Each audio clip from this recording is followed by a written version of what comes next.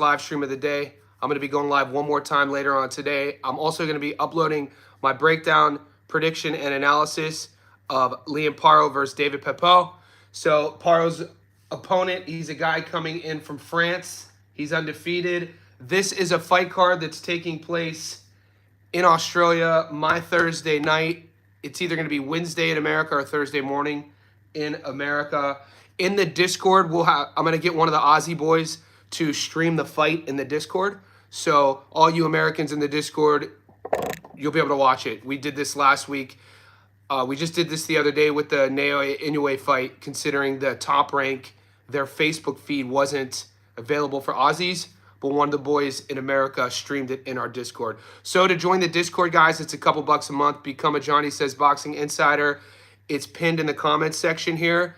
Join here. You'll become part of our growing community. And yeah, we got a lot of stuff going on. It's not the busiest of weeks, considering we just got out of, Christmas just ended. Somebody put it that way.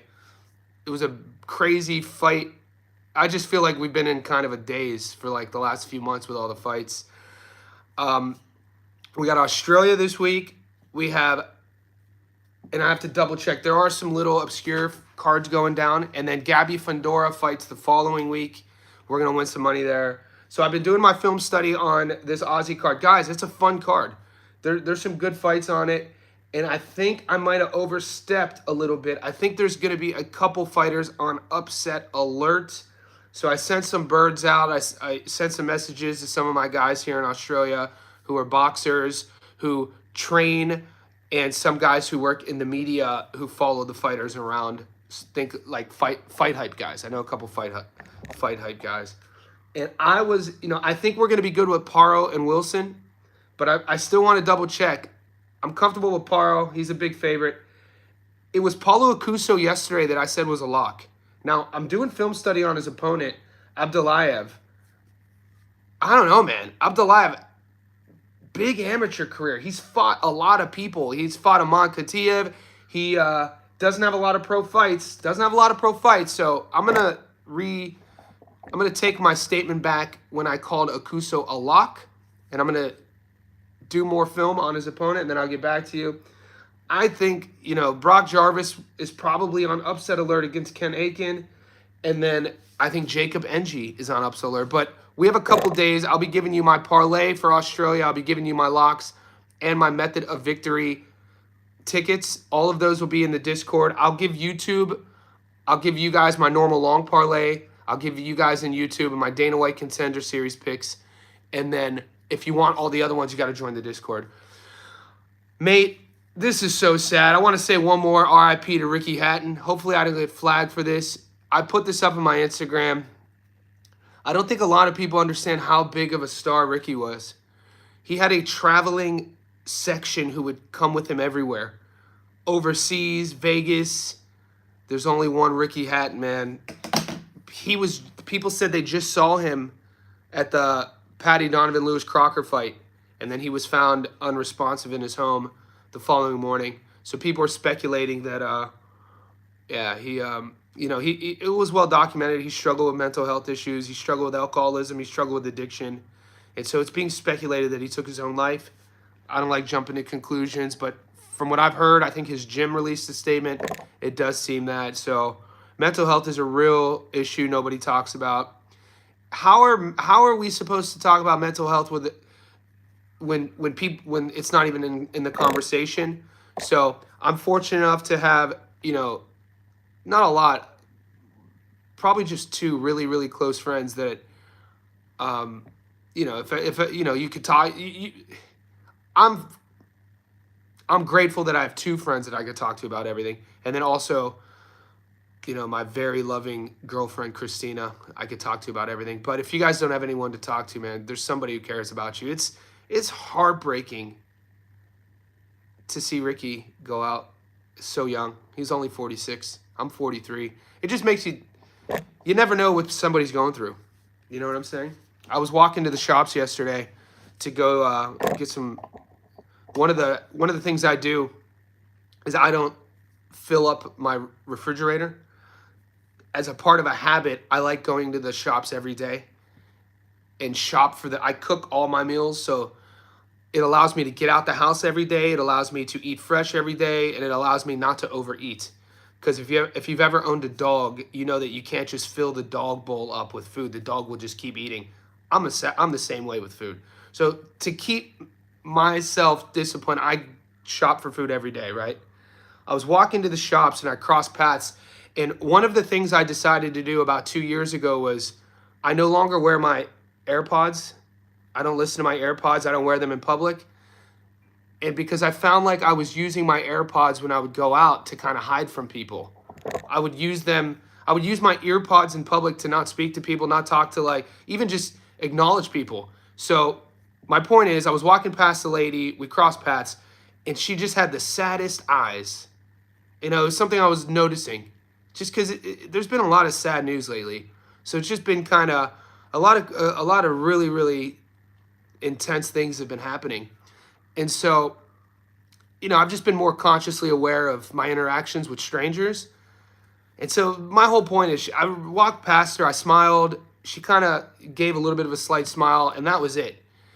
But sometimes that's all it takes. You need that. I think as people, our interactions, even if we don't know somebody, if they're positive, I don't think we're aware of the benefits of that, of the positive sort of benefits of just smiling at a stranger. And so you never know. My whole point, I don't want to make this too depressing, but my whole point is, guys, you never know what somebody's going through. I have it on my screen right here, Ricky Hatton. It just bums me out, guys. Hopefully everyone's doing all right. I'll say what's up. Mar, salute. Let's get it. Johnny. King Ty, what's up, buddy? PJ in the house. King Ty, how you feel about the Gabriel fight? I'm a huge fan of Fundora, King Ty. She's my favorite fighter. What's good? Blue Collar Living. Next best card is Fundora Thurman. That's right, boys. DJ says, Wilson didn't look good in his last fight to me. He didn't. But his opponent, Jorge, doesn't seem to be close to what Liam has faced. So Liam's last opponent, if we remember, was a tough Argentinian fighter who put the pressure on him. You know, he had good pressure. He had good feet. Fresh BX, there's only one Ricky Hatton. I know, man. The UK chant comes from him. Yep. There's only one. Well, the UK, there's like this crossover connection with soccer and boxing. And so they always chant. My best way to explain this, in 2016, I had never been to, I take that back. I had been to one soccer game before in my life. I was living in LA. I went to see the LA Galaxy when the Galaxy had David Beckham, and then they played a Mexican team called Michoacan. And so that little stadium, I think it was, you know, in Carson, California, it only sat like 4,000 people. It was still really cool experience.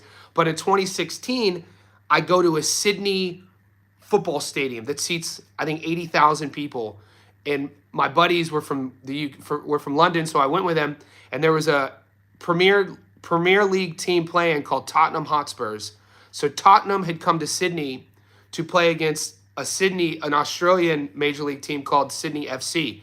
And Tottenham's colors, if I remember correctly, were blue, and Sydney FC were red. We're in Sydney, and I think 80,000 people were there for Tottenham. And like 5 minutes into the game, the whole crowd, I had never experienced anything, are chanting. They're singing. They're singing something like, and I turn to my British friend. I go, what the hell? How does everybody know this song? What the hell are they singing? And my buddy had to explain to me, back in Europe, Tottenham, their biggest rival, whatever team that is, at the time, their head coach had got a DUI, something along those lines. So the Tottenham Spurs fans in Australia, playing an Australian team, were all in unison talking shit and chanting about their rival's head coach getting a DUI in the UK. So I use that as an example. The UK fans are insane in the best possible way. The chanting is insane. One of my things I want to do is to see an English Premier League game. I want to see like Arsenal. I want to see Liverpool. I want to see Man U. I want to see, you know, Chelsea. And I'm not even a soccer fan, but I want to go to see one of those games in the UK live. I want to feel that energy of the crowd. And Ricky Hatton had that. Ricky Hatton had a crowd with him. I shared it on my Instagram, guys. If you follow me on Insta, go to my story or just search YouTube. Just type in, there's only one Ricky Hatton, and you'll hear Michael Buffer announcing him. Great, dude. I loved hearing Buffer announce him. Ricky, Hitman, and then you hear the whole crowd. But yeah, man, the crowd chanting is insane. Win Santiago with the super chat. I appreciate you, brother. Thanks for taking care of me. Buy me a coffee. Okay, I got to do that.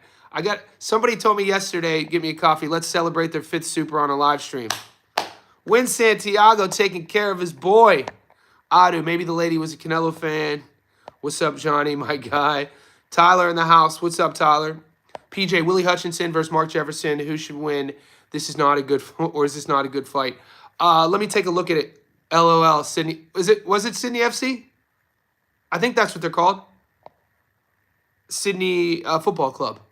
Or am I wrong? I think it's Sydney FC. Ricky Hitman Hatton. What we got for the Aussie card, I'll get into that. Mars says, Ruslan Abdullayev squares off against Kevin Johnson this weekend. Solid rumble. Johnson has built a rep off a... Oh, Kevin Johnson's fighting again. Kevin Johnson, never been stopped. You know what? Mar the Prince, man, and the boys in the Discord, we've watched Kevin Johnson over the last 6 months. Not a household name, but whenever he's fighting, man, you always play the fight will go the distance. The dude just survives. I haven't seen the odds.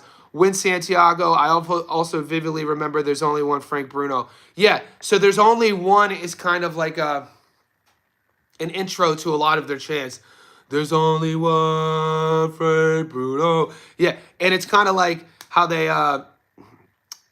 the Patty the Batty chants.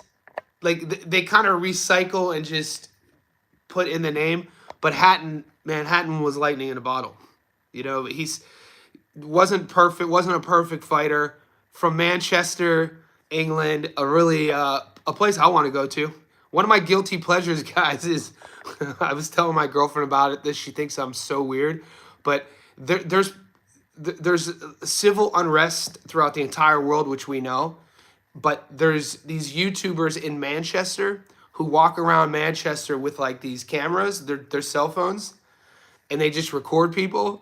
And so, like, one of my guilty pleasures after a long day of work, when I'm like disconnecting from boxing, disconnecting from my business, I'll watch these YouTubers from Manchester just record and film like people fighting in the streets and people smoking crack in the parks. But Hatton is from Manchester. Oasis is from Manchester.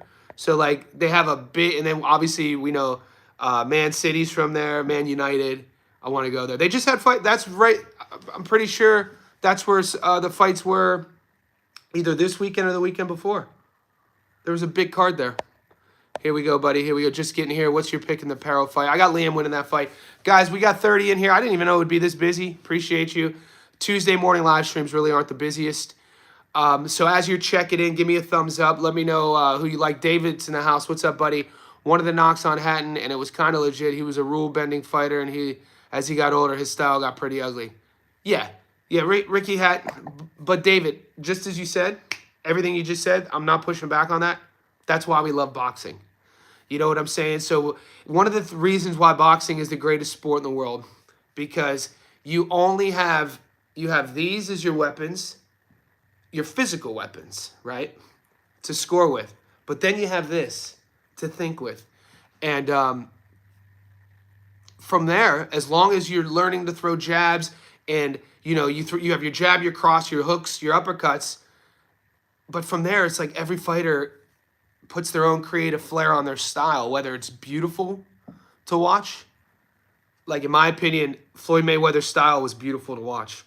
Or super creative, like, think about Emmanuel Augustus. Super slick, like Pernell Whitaker. Super aggressive, like Mike Tyson. Muhammad Ali, who changed the entire game. Ali was one of the first heavyweights to, dance and fight on his toes and come in and out. He did so many things for the first. Obviously, everybody, the civil rights movement and what he did, what he meant to a culture, but also what he did in the ring. You know what I'm saying? If you listen to the first fight against Sonny Liston, you can listen to the broadcasters second-guessing his style. Even the Cleveland Big Cat Williams fight, which a lot of, like, boxing heads who like start out as casuals who then become really into Muhammad Ali, they will then refer to the Big Cat Williams fight as their favorite Ali fight. Even in that fight, you could hear the announcers kind of mocking Ali because he just wouldn't stand there and let Big Cat Williams fucking hit him in the head. So with Hatton's style, there's only one Ricky Hatton, you know what I'm saying? With the super chat brawler, brother, thank you. Massive super chat, man. I really appreciate it. It really helps. Like, you guys have no idea just the confidence you guys help the channel grow with, too. Morning, boys. Let's get the bread on the Aussie card. Tipping the bartender for the Medina pick. Cheers, Johnny. Thanks, brother. Yeah, the Medina pick saved me. I didn't get to release my tape study, but I'm glad, Brawler, you picked up on it because that means you were tapping into the live stream. So I can't do tape study all the time. This week I'll be able to get to some more. I'm uploading. I'm going to try to get 3 of the videos out. But yeah, we hit on the Medina dog and the Ryko Santana dog. Ryko beat Nelson. DJ Green, I'm debating with Wilson by knockout just because. Yeah, DJ, it's only a matter of time, guys, before we see. You know what I'm waiting, DJ? I'm waiting to see domestic level Liam. Domestic level Liam Wilson is a knockout artist. You know what I'm saying? And I thought Liam against the Argentinian fighter, I apologize for not remembering his name. We covered him.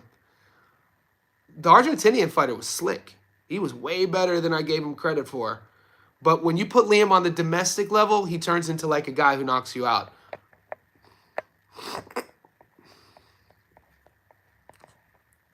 Crocker looks like food at 47. Yeah, but Teach, I mean, it's not the most deepest division at the moment. There's a lot.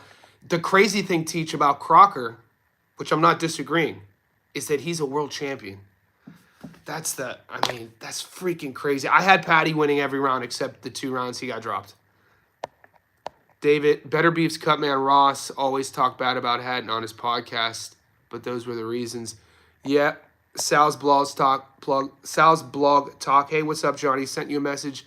How do we renew? Not sure. Okay. Sal, right now I see that. So the renewal process on the Discord, I have it connected here to YouTube. So I could see you still have your blue star. So it's the YouTube Johnny Says VIP membership that I've linked to the Discord. So as long as you have the blue star here, you've renewed. Adu, Johnny, I mentioned earlier, if you really think Flamingo's on upset alert, his comeback fight seems strange. Yeah, Adu, so guys, I sent messages out like I do. It's easier for me now that I live in Australia with the boxing to have connections. So like I've already been on the phone this morning. It's 6:50 a.m., guys. Just to give you a little insight to my world. It's 6:50 a.m. I've already coached 2 people. My first client Tuesday mornings is at 5 a.m. It's a live stream with a client who lives in Ohio. And then my second client is a live stream with a client who lives in Australia, and I do it through the laptop. We're doing like calisthenics stuff. But then I got on the phone with an amateur boxer in Australia. We talked about Jacob Benji, and he's going to be on upset alert. I think that I think Paulo Acuso, I think I jumped the gun here. I think Paulo Acuso's opponent has fought Aman Khatiev. You guys just saw Aman Khatiev against David Morrell. Khatiev, he's a beast. And I'm pretty sure, is it Abdullayev? Well, how do you pronounce his last name? Yeah. Acuso's opponent, Abdullayev, maybe you guys will, there's this boxing league that you fight in my source in Australia, who's an amateur fighter, he was telling me, and I apologize that I didn't know this, I think it's in Europe, a boxing league where you could get like 1-round fights, and it's just like a way to stay sharp. They're not on the box rec though, I don't think. But if you go to Shukrat Abdullayev's box rec, he only has 5 pro fights, but if you go to his all bouts section, he has over 50 pro fights. Okay, that's his pro-am. Yeah, he was fighting in a bunch. I guess they're not up on BoxRec, but I was told that this guy Abdullahev's a lot better than people think, and that Akuso could get upset. So let's just do our due diligence. We'll do our film study. I'll let you know what I think. Ross is a Canadian guy who's a cut man for other guys. He had a podcast ages ago. Pedro, salute. Why always doubting? Why are we always doubting Brock Jarvis? Boys, why do we always doubt Brock Jarvis? I don't know, man. I gotta stop. I'm not trying to doubt Brock. Yeah, Jimenez. Thank you, DJ. Jimenez. Jimenez was better than I thought he was, man. Maybe you guys could attest to that. How close was the Crocker-Donovan fight? Guys, Crocker dropped Patty twice. One of the knockdowns was kind of a flash knockdown in a round that Patty was dominating. The other knockdown was a legit knockdown. If that other knockdown, the second one happens, I think, at the beginning of the round, he probably could have got Patty out of there. How much relevance do you put in that? There were then, I think, about 2 to 3 swing rounds where maybe not a lot of stuff happened. But other than that, I'm not the only one. Google it. Rewatch the fight. I was shocked. I hate saying robberies. I've seen a lot worse. I've seen a lot worse. I'm happy for Crockett, mate. You become a guy like Lewis Crockett becomes a full world champion. It's a big accomplishment, however you cut it. It's a historical accomplishment for these guys, man. I think he's from Cork. Where's he from? Limerick? Either Paddy's from Cork. I think Paddy's from Cork, Ireland. Lewis is from Limerick. Do your due diligence, guys. Boxing's everything. It's not, you hear all the time, boxing's a way out for a lot of people, not just, Americans. Like, there's a lot of places throughout the world where, that's why we love the sport, is because you get stories like Lewis Crockett. Who'd ever thought he'd be a world champion, man? Just sit with that for a little bit and just think, like, this guy's a legit world. Rawley's a 2-division world champion. It makes you smile. It makes you kind of believe in magic. That's a compliment. Okay, Johnny, are you eyeing Gabby? Gabby's next weekend. So Gabby fights next weekend. Of course, we're taking her for knockout. They call him Russ. Pedro, would you be surprised? I wouldn't be surprised if there's a trilogy. The website was called Boxing Insider. Russ, Amber, like Pavlik. Yeah, there's a lot to like about Kelly. David says, do I think Bohachuk's done? David, I think Bohachuk should take a year off and see what time it is, I told you guys in my breakdown, Bohachuk looked shot to me. He looked loose. So depending on where you are in the world, you boxing coaches, because we don't have a belt system in boxing. Let me explain this to those who maybe have never entered a boxing gym. Because we don't have a belt system in boxing, like we'll say jiu-jitsu,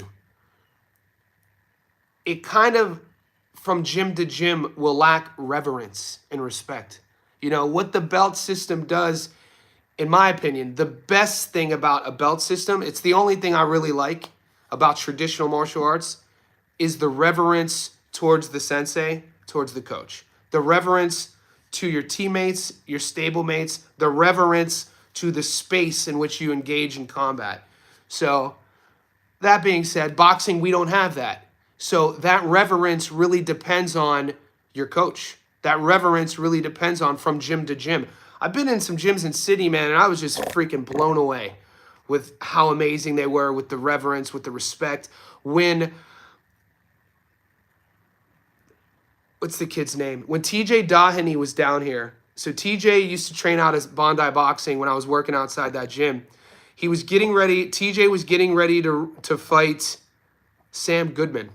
That was on the undercard of Zoo versus Harrison. And I pop in there because I wanted to see his sparring. And TJ's, getting ready. He's, taking on, at the stage of his sparring where he's, fighting 8 different guys, 8 different rounds. And he stays on. And they're in the ring, and there's like 5 rows deep, Indian style, sitting there of amateur fighters, pro fighters just watching. And I got goosebumps, and it's like church. No one's saying anything, just watching. The revelry. And I had never seen that. The gyms I had been in America were fucking warhouses.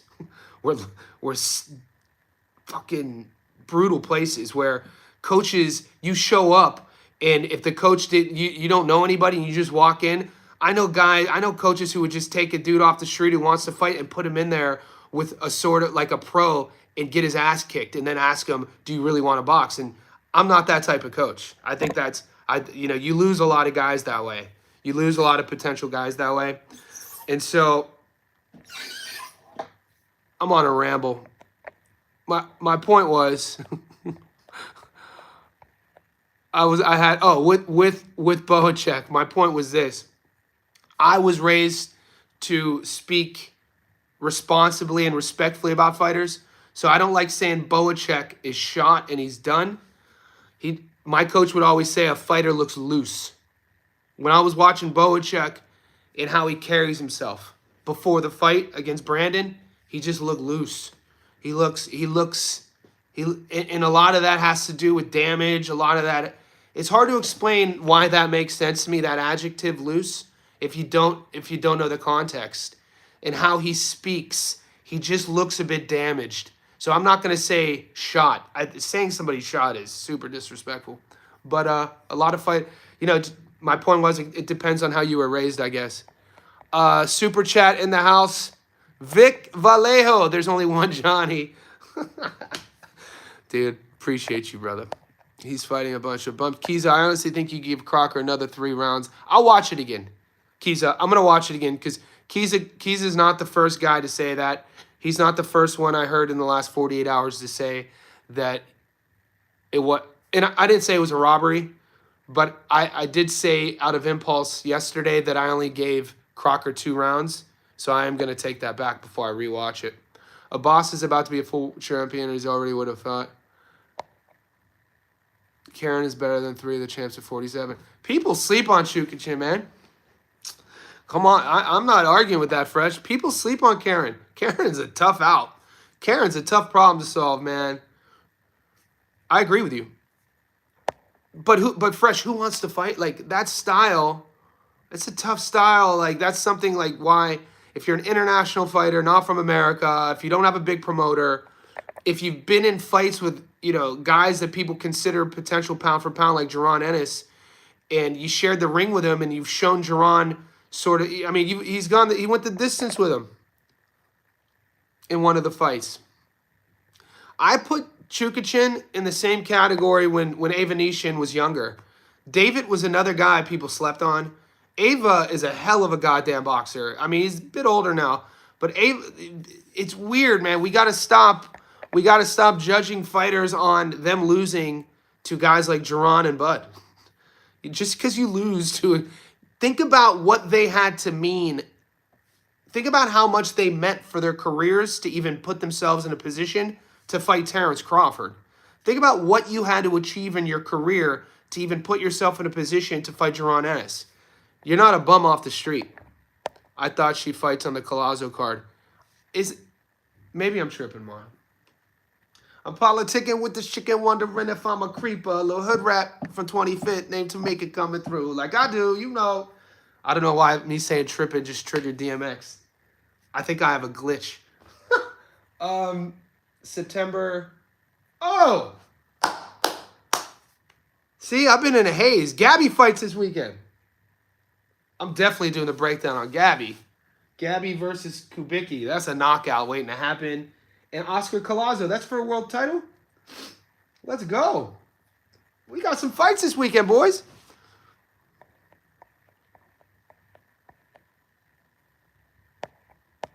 Wait, to be fair, Brandon Adams has his number. Big love, Vic. Teach, I think saying a fighter should retire is disrespectful. Yeah, well, context matters, and the tough thing to do, Teach. And so I remember in 2016, I was co-hosting a podcast with another guy. And, we were both running it like a business. Both side hustling, putting a lot of money we were generating into our podcast. We did a U.S. tour. We were sponsored by Joe Rogan's supplement company called On It. I was on the On It podcast. We were on CBS Radio. My point was, whenever we would get into arguments, my co-host, about business, we had one rule, and we would say, don't text. If there's something that we have to converse about, call. Because Teach just said, I think it's disrespectful saying a fighter should retire. My pushback on that is, if you read it from a message somebody says or on a live stream, you don't know the context or the intent. Now, if I say, and I don't believe this either way, but, there's one thing with me typing, Errol Spence Jr. should stay retired. He should retire. He didn't look good against Bud. A lot of damage from his lifestyle in the car crashes. He should retire. There's another thing with hearing how I would say that and then being able to pick up on, am I saying that recklessly? Am I saying that ignorantly? Am I saying that, with ill intent? So you kind of miss, in reading the text, you miss the intention. Crocker didn't even land any jabs or do anything besides 2 knockdowns. I didn't see Crocker do anything other than sit back on his back foot and throw that thing. He landed that chopping lead hook that's straight out of a video game. Lucia Latina, close your eyes and make a wish. I hope Crocker loses that belt expeditiously. Yeah, that's that hook. Who do you think he fights? I've listened to mostly the older rappers lately. I think Oscar Collazo might knock out his opponent. Maybe. I feel you. David says, I'm getting burnt out on these dudes from the younger generation, only making them. Oh, I don't listen to new rap. I mean, I don't like speaking in absolutes. I find myself in this version of my life, David, not listening to modern rappers that I've never heard of. So, I mean, the Clips, as soon as the Clips dropped that last album, I'm listening to it. When Kendrick dropped his album, I'm listening to it. But I listen to a lot of music, man. There was a time in my life where all I listened to was rap. But I still listen to rap, but I played in something you guys definitely don't know about. I played in a reggae band before. So at one time in my life, I wrote probably 20, 25 songs, and I would sing in a reggae band, an acoustic reggae band in Long Beach, California. So I love music. I love writers. I love singing. So I listen to, I like the writing component of music. So the genres don't, I listen to country. I listen to folk. I listen to hip hop. I listen to rap. I listen to punk. I listen to emo. If you heard my playlist, you'd be like, what the hell? I listen to classical music, Pachelbel, Beethoven, Vivaldi, some of my favorite classical musicians. So I just love music, to put a bow on that. Johnny lived a full life. You did some of everything. Fresh BX, man, I think that's our purpose, isn't it? I said it before on a live stream. I look at life, I look at myself as an orange, and I look at the value that I put into my life, whether it's effort, output, kindness, joy, as the juice that we squeeze from that. So I'm just constantly every day trying to just squeeze the orange and get some juice out of it. Mar the Prince, Johnny, would you favor Paro over Crocker and or Donovan? Paro and Papot are 7 and 8 in the IBF respectively. Can you see Thursday's winner getting Crocker or I can. I mean, that's the thing. You know what, Mar? This is a great question. And this is why we value you in our group, because, you know your shit. I think the trilogy would make more money for the boys, all things considered. They would literally sell out a stadium again. You heard the crowd. The crowd the crowd wants to erupt with every landed shot. I'm talking Crocker and Donovan to do a trilogy, because if you guys saw, the first fight ended with controversy. The second fight had controversy to it. I mean, I think if Liam gets past Papot, what would make the most money? Liam going over to the UK to fight Crocker, or Crocker coming to Australia to fight Liam? I couldn't see the champion traveling. I don't know. It's a good question. Talk to me on Friday after these fights happen, David. But I take it on a little. But I really like the guy that is flowing or making songs. Yeah, on a podcast. So right before I really started focusing everything on YouTube, you could still find some of these interviews on my YouTube channel.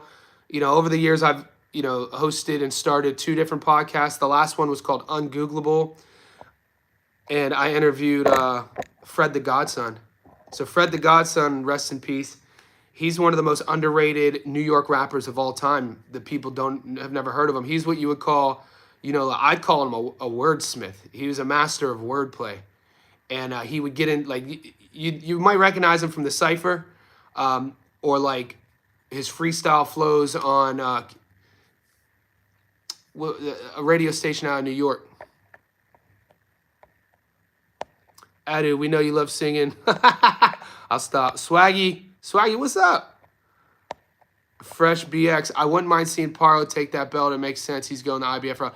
Yeah, and it makes sense since he left 40. He looked good in his last fight. He fought Robert Garcia's kid.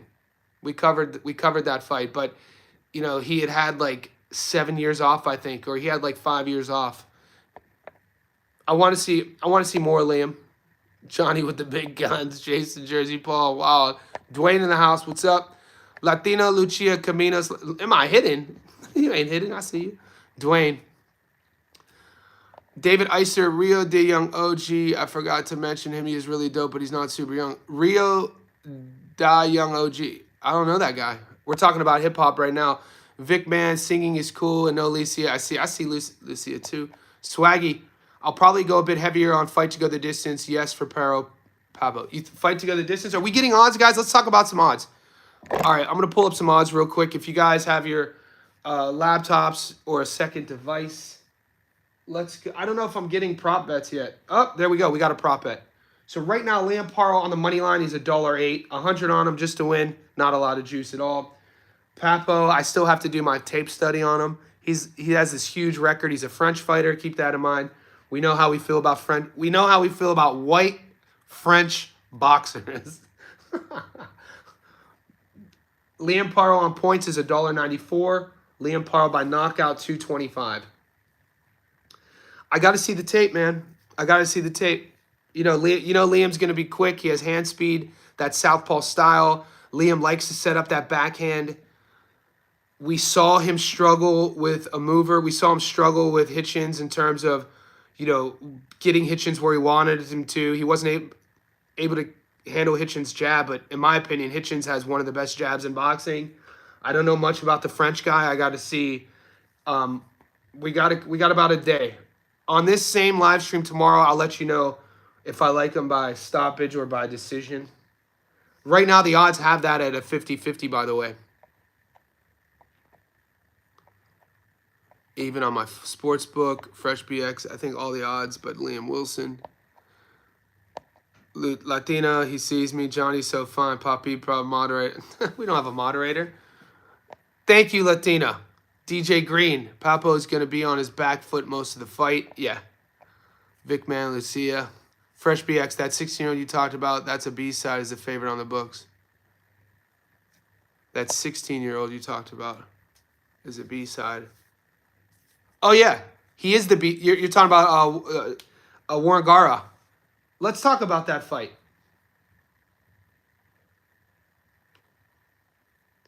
But the odds have him as a slight favorite, right?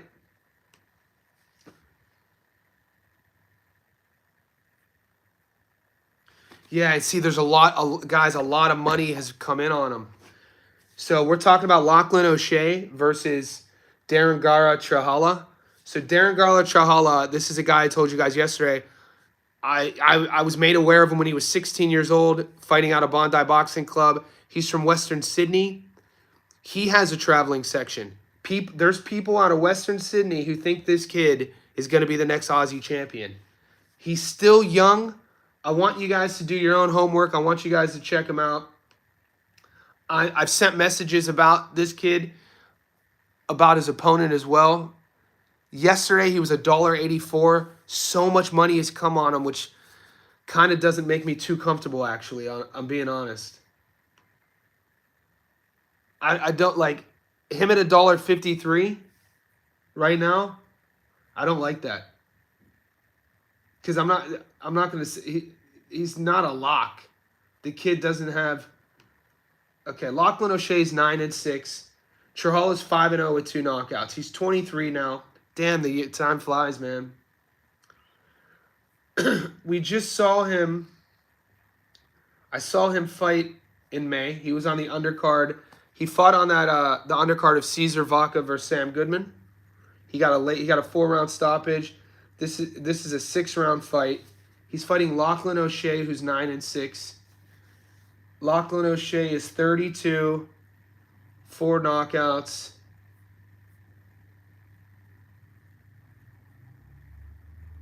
Okay. He beat Dimps Gilly. Dimps is my guy. He has a win over Dimps. Dimps is kind of an MMA fighter who boxes as well. He has a win over Mirko Pizzi. Mirko is a decent club-level guy who fought out of Bondi Boxing Club. He's a coach now from Italy. He beat Ben Horn, awkward guy. Ben Horn's Jeff's brother. See, this guy, it's interesting because, you know, he's never been stopped. He got stopped once, actually. Who stopped him?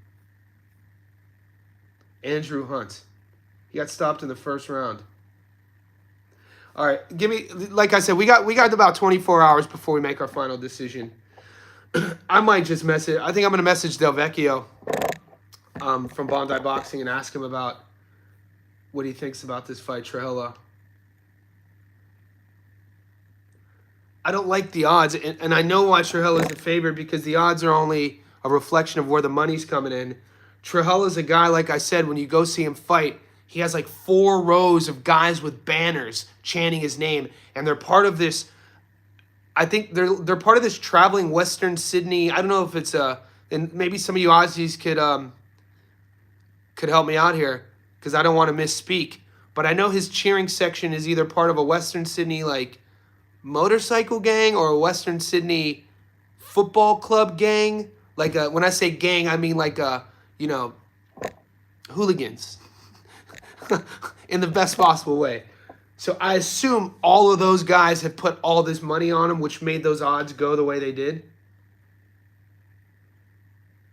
And the only reason his opponent is the A side because the fight is in Queensland.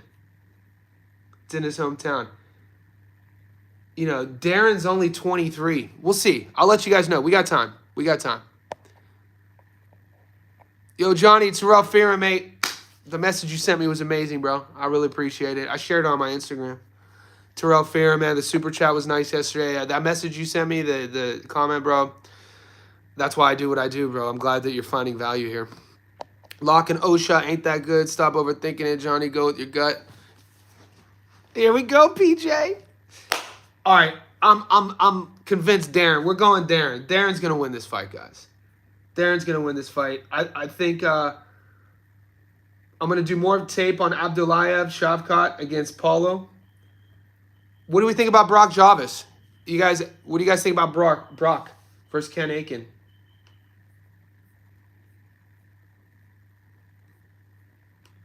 I think, has Brock been getting slated? Are people hating on Brock? What do you guys feel about this? So Ken Aiken is 11-2 with 3 knockouts.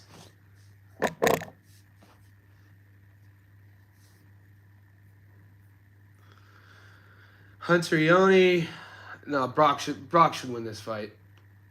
Like, Brock should win this fight. Brock should win this fight.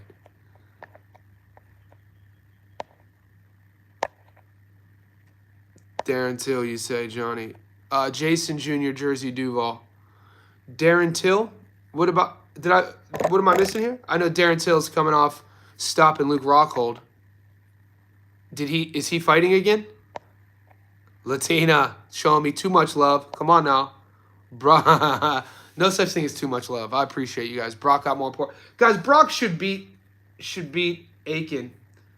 But I'm just... You know what it is, what my hesitation is with Brock Jarvis? Is here, and then watching him get stopped against Liam and get stopped against Keith. But, I mean, when you say those names out loud, he was in there with Keith Thurman.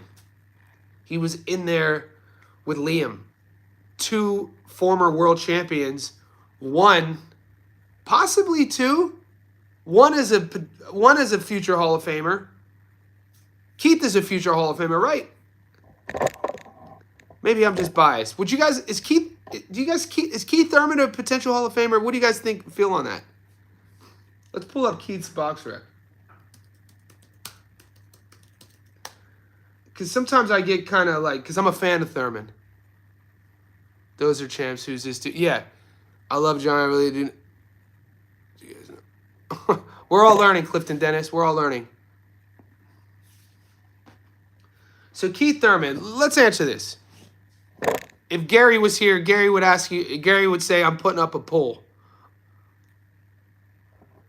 Do you guys think Keith Thurman's a future Hall of Famer? He's 33-1, 23 knockouts, former world champion.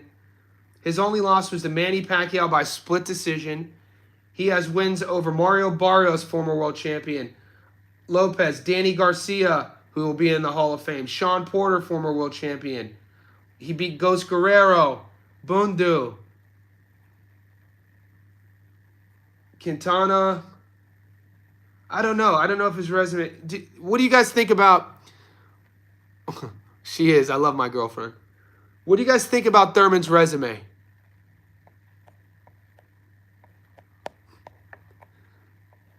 Jazz, Papot beat Jikdu, who's a tough cookie. Yeah, Jazz, I'm going to do my film study. I'll get back.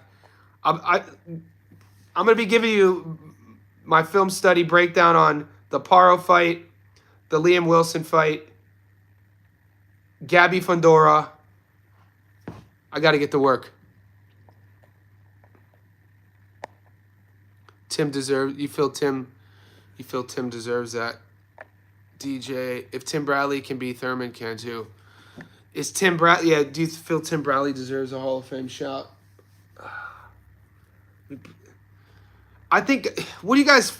It just comes down to, do you take more relevance in how many world champions you fought, how many world champions you beat, overall record, how many world titles you've won, how many divisions you've won world titles in? So there are a lot of perimeters, and it is pretty subjective. So it's really tough.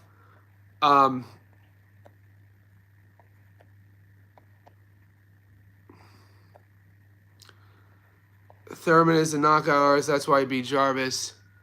What do you guys think, though? So back to my original question. Are we just hard on Brock Jarvis because of those two, the way he lost? Jazz says, I saw Thurman is going off as a plus 300 versus Fundora. I'm not researching until fight week, given how injury-prone Keith is. Fundora's jab looks improved, but Thurman got that one time. Yeah, it's a good point. It's a good point. Thurman got that one time. He does. So when I was a kid, we used to call one time the police. Did you guys ever hear that? The one time's coming. The one time's coming. that meant to be the police were coming. Obviously, we know Keith one time is, night-night. That one shot, that's all it takes. I honestly don't get caught up in all these lists and accolades. It's all rigged. He beat Fundora. Okay. That's a fair statement. If he beats Fundora, it's another world champion he's beaten. I guess my point was, Fresh, rather than more focusing on is Keith a Hall of Famer for the sake of Keith, it's how much relevance we put on that Brock Jarvis loss, because Brock is the one fighting this weekend. And I thought Brock was going life and death last month with a 6-fight Kiwi fighter. And I picked Brock to lose, and he was losing until he wasn't. So I think I'm very close to putting Brock on my no bet list.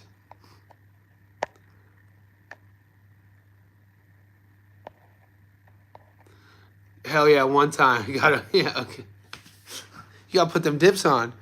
You see the Poe coming, boy. You gotta put them dips on. Did you guys have wild dogs growing up? This is something I tell my girlfriend here. I bring her up all the time. Because, I don't have family in Australia. I came here alone. So I was telling her a story of growing up in my neighborhood. We had dogs off the leash all the time, dude. Like 1990s Youngstown, Ohio. You Google Youngstown, Ohio crime in the 90s. That's all I'm going to say. We not only had to deal with drug dealers, gangs, guns, crackheads, homeless dudes. We had a dude in my neighborhood called Crazy Willie who would pull out his boy and flash everybody. Pedophiles. But we also had to deal with, in our neighborhood, dogs that were just homeless, like Rottweilers. We would have this Rottweiler that was homeless called Champ. And this fool will walk around the hood with a collar that was ripped and no one owned him. And he was a Rottweiler. And everyone that, we'd be at my house playing basketball and they'd be like, you want to go to the corner store? And dudes be like, nah, I heard Champ out. I heard Champ is out. And that means we can't go to the corner store because over there, because one of the boys on his way over saw the dog Champ walking around. And dude, Champ would chase you and get you, boy. So anyway, my point was, with the cops and the popo, one time Champ was chasing us, and we had a rule. My group of friends, we would talk about this. If Champ comes, somebody's getting sacrificed. This is when we're like 12 years old, by the way. Somebody getting sacrificed means that all of a sudden, maybe we're walking home from the store, we hear the chain, Champ's chasing. As soon as we all start running, someone's getting tripped. You got to sacrifice one of the boys. So you kick the back of their foot out, they fall, and then Champ gets them, and then all the boys get away. So that that story kind of reminded me of, like, with the cops. Same thing. If the cops come, this is when we're like 12. We never got chased by the cops. But the rule was always the same. If the cops come, someone's getting sacrificed. You got to kick the back of the foot, and then everybody else gets away. And when you're a kid, you run like this. But man, Champ was legit. He ain't never catch me. But I had to jump over many offenses, man. Yeah, we had to get, dude. I wish that some of my boys, rest in peace, David. My boy DJ got killed when we were 18. He was one of my closest mates. Kevin, Joe Perez, Nick Bellino. These were my boys. Christian. I had a boy, dude, one time my boy David Johns, quick story, because not a lot of boxing right now. We're in 6th grade, by the way. We're in 6th grade. And my boy David Johns David Johns was a grown man when we were 12, dude. I'll never forget that. He had armpit hair, 8-pack, could dunk when we were in 6th grade. I'm still like a little boy, looking all like soft, and he goes up to our other boy, whose name was legit named George Washington III. This is in Youngstown. He's on Facebook. Go type in on Facebook, see who I'm talking about. George Washington III. He's a rapper from Youngstown. And our teacher, Mrs. Thomas, leaves the class. We're in 6th grade. And there's only like 12 of us. We went to school from the time we were kindergarten to 8th grade. Me, Kevin, Christian, Jamal, Joe Perez, Eric, Joe Lasivita, Nick Bellino, Chris Costas, George Washington, David Johns, and Brandon Fleshman. These are we went to school from the time we were kindergarten, 8th grade. 6th grade happens. Teacher leaves. DJ David jumps up and grabs George Washington by the shirt. And George is fit too. Throws him up against the pencil sharpener.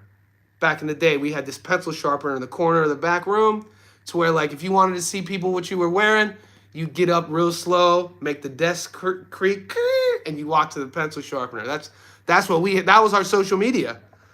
To be honest with you, our social media back in the day was in class, you get up to go to the pencil sharpener. Anyway, David throws George Washington up against the pencil sharpener. We're like, Dave, what the hell? What are you doing, dude? It was basketball season. We were like, always, we couldn't lose David on this team. He said, no, man, where's my dollar at? I'm like, what? Where's my dollar at, George? We're like, bro, it's $1. David's like, no, man, there's principles in this. And I'm sitting there like, what the? And David threatened George's life over $1 when we were in 6th grade at the pencil sharpener. So, but David, when we were 18, man, yeah, he got found in his basement with his 2 buddies. Somebody had broke into his house when we were freshmen in college, and they robbed him, and that crime was never solved. But anyway, that's not a positive story, but that's a rant. And yeah, Youngstown, Ohio, Google it, Champ. The dog's off leashes. We had to go through some stuff, man. But I tell my girlfriend these stories. She's like, is that true? I'm like, dude, if I could just come out with that stuff on the top of my head, I'd be a lunatic. The stories are insane. But An hour in, guys. I got a client here in 5 minutes. I have to do my film study. I have a lot of work to do. Let's get this money in Australia. We got to get this money Thursday. We're going to get the Gabby Fundora card. I'm going to be uploading the first Stats Don't Lie video is going to be in an hour. Liam Paro versus Papo. Pay attention. If you haven't already subscribed, do it. Like this video. Hit the bell, too, so you guys be notified when I go live. Join the Discord. The link's in the description below. Guys, everybody who super chatted and tipped, you guys are the best. Everybody who pitched into the